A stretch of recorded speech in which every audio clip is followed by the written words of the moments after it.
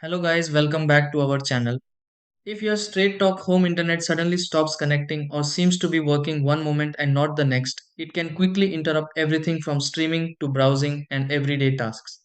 Sometimes devices may show a connection but nothing loads, while other times the internet name appears but refuses to connect at all. Problems like this can happen because of signal changes, setup interruptions, device connection issues, or the router simply needing a quick refresh. Before spending too much time trying random settings, there are few simple things worth checking that often help bring the connection back. Let's go through several easy steps that may help fix straight talk home internet not connecting or working. Try these. Step 1. Check the signal lights on the straight talk home internet device and confirm everything looks normal. Step 2. Remove power from the straight talk home internet device for a short moment before reconnecting it. Step 3. Move the straight talk home internet device closer to a window or open area for better signal strength. Step 4.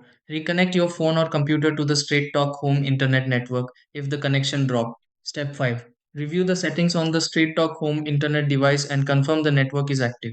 Step 6. Test browsing again through the straight talk home internet connection and check if everything starts working normally.